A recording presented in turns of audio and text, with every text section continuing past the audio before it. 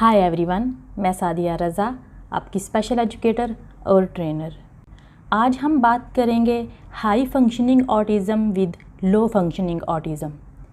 एक सवाल जो हर ऐसे पेरेंट जिनके पास ऑटिज़म चाइल्ड है उनके दिमाग में होता है कि मेरे बच्चे को कौन सा ऑटिज़म है, ये हाई फंक्शनिंग ऑटिज़म है या लो फंक्शनिंग ऑटिज़म है, मेरा बच्चा किस कैटेगरी में कंसीडर होगा। ये सवाल अक्सर पेरेंट्स को स्ट्रेस में डाल देता है कि हमारा बच्चा कुछ चीज़ें तो बहुत जल्दी सीख जाता है और कुछ चीज़ें सीखने में इसे बहुत टाइम लग जाता है। तो हमें ये याद रखना है कि बच्चों में अनइवन स्किल डेवलपमेंट होती है।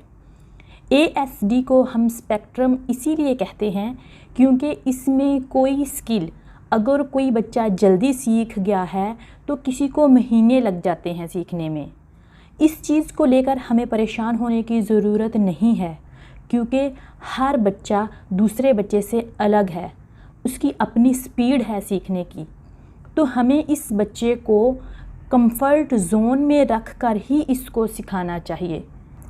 अगर आपके बच्चे को ASD है तो उसके फंक्शनिंग लेवल को जानना बहुत ज़रूरी है ताकि हमें ये समझ आ सके कि हमारा बच्चा कौन सी कैटेगरी में है और उसे किसी भी चीज़ को सीखने में कितना वक्त लग सकता है। और हमें दुखी नहीं होना, ना ही हमें अपने बच्चे को दूसरे बच्चे के साथ कंपेयर करना है। हमें बस ये याद रखना बहुत ज़रूरी है कि हर बच्चा अपने हिसाब से सीखता है।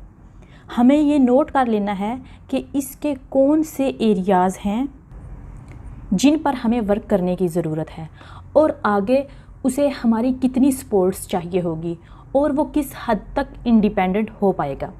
डिफरेंस बिटवीन हाई फंक्शनिंग और लो फंक्शनिंग। अब बात करते हैं कि हाई फंक्शनिंग और लो फंक्शनिंग में क्या फ़र्क है।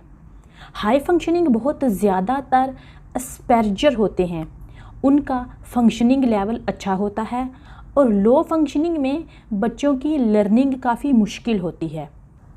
चलिए नोट करते हैं कि लो फंक्शनिंग बच्चों में कौन कौन सी डिफ़िकल्टीज़ देखने को मिलती हैं। सबसे पहले है सोशल डिफ़िकल्टी। सोशल इम्पेयरमेंट काफ़ी ज़्यादा रहती है।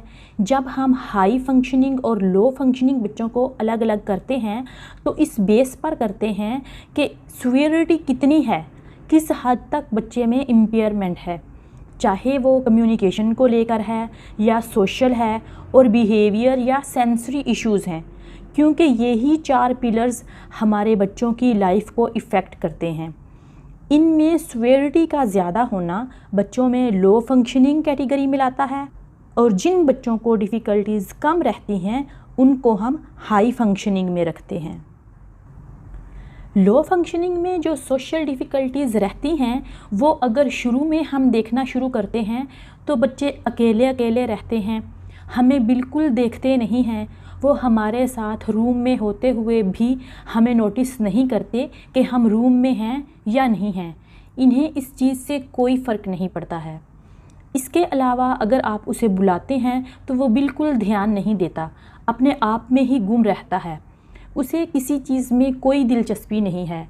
बाकी बच्चे खेल रहे हैं, उसे इसमें कोई इंटरेस्ट नहीं है, उसे किसी साथी की ज़रूरत महसूस नहीं होती, उसे पेरेंट्स या उनके प्यार की ज़रूरत महसूस नहीं होती। अगर आपका बच्चा लो फंक्शनिंग में आता है तो ये सोशल डिफ़िकल्टीज़ बहुत ज़्यादा देखने को मिलती हैं। दूसरी चीज़ है बिहेवियर।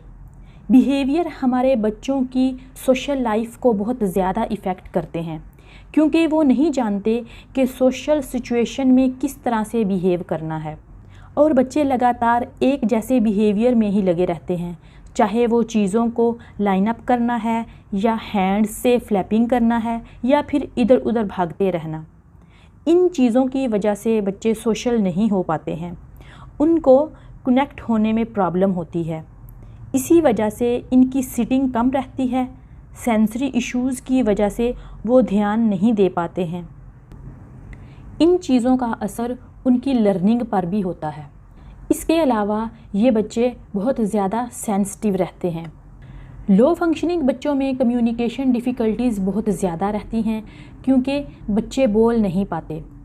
40% बच्चे नॉन वर्बल होते हैं, उनको वर्बल और नॉन वर्बल दोनों तरह के प्रॉब्लम्स रहते हैं।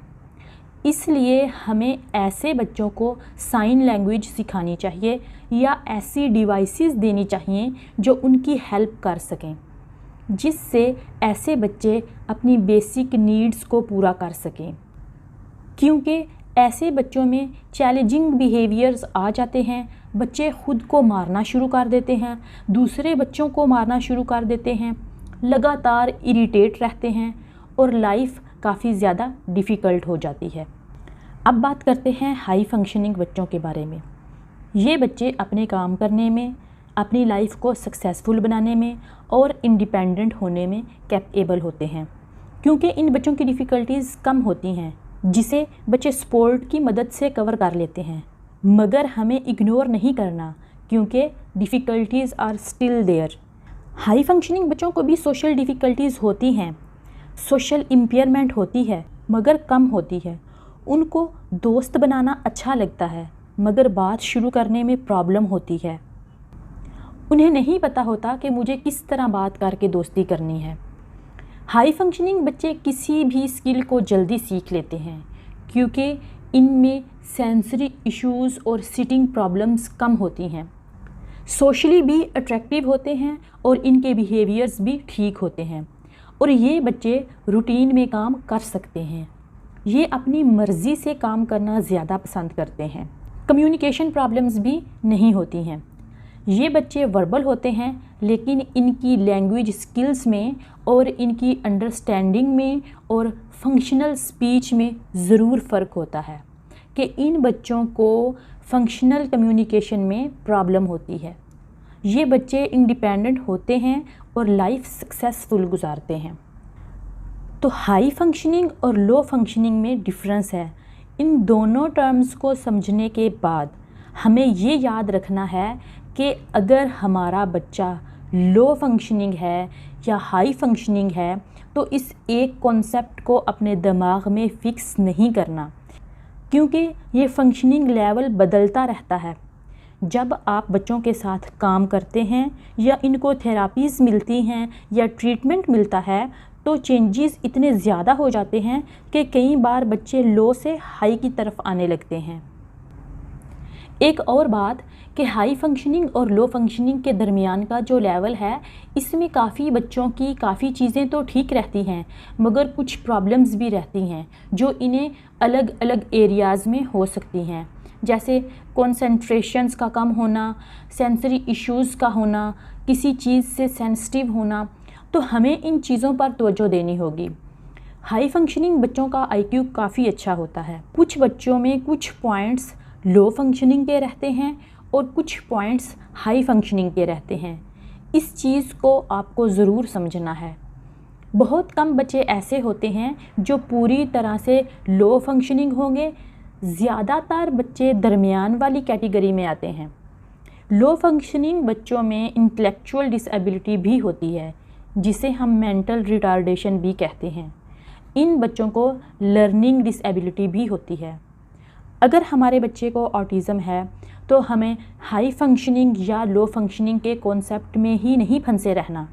हमें अपने बच्चे को पूरी तरह सपोर्ट देनी है, उसे हर वो चीज़ और प्यार देना है जो उसे सोसाइटी से नहीं मिल सकता। आई होप मेरी ये वीडियो आपके लिए हेल्पफुल रही हो। For more information please subscribe my channel Safiya help centre. इसके अलावा आप मुझे मेरे व्हाट्सएप ग्रुप पर ज्वाइन कर सकते हैं, जो एजुकेशन से रिलेटेड है और जहां पेरेंट्स अपने आइडियाज़ एक दूसरे के साथ शेयर करते रहते हैं। व्हाट्सएप ग्रुप का लिंक मैं आपको डिस्क्रिप्शन बॉक्स में दे दूँगी।